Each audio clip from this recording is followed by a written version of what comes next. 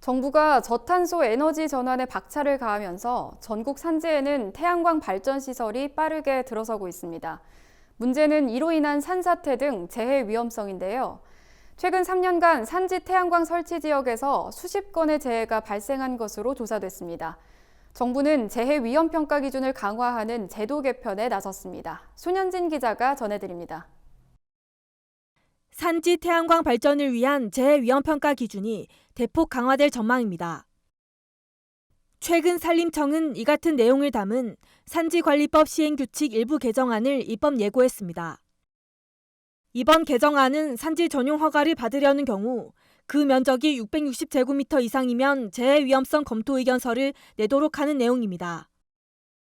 현행 면적 기준인 2만 제곱미터의 무려 30분의 1 수준입니다.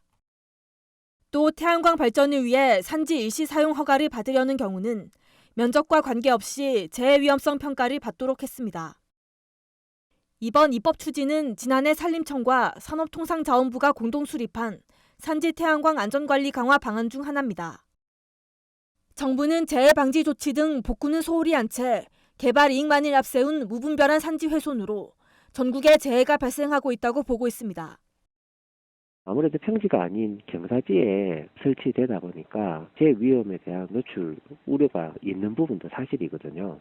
재위험 검토 의견서는 관련 전문 자격을 가진 자가 작성하도록 돼 있고요. 허가권자가 허가 여부를 검토할 때 재위험에 대한 부분을 사전에 검토하도록.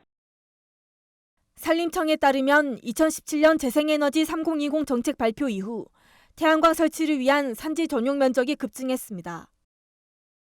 이 영향으로 2018년부터 지난해까지 3년간 산지 태양광 설치 지역에서 토사 유출 등 35건의 대규모 피해가 발생한 것으로 나타났습니다. 피해 수습에 들어간 비용만 해도 총 19억 원에 이르는 것으로 집계됐습니다.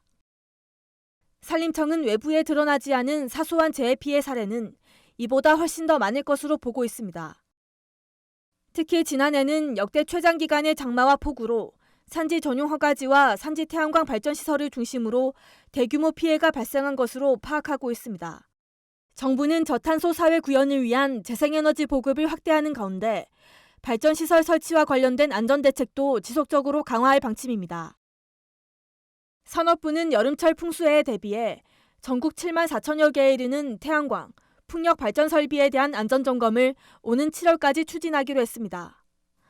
MBS 손현진입니다.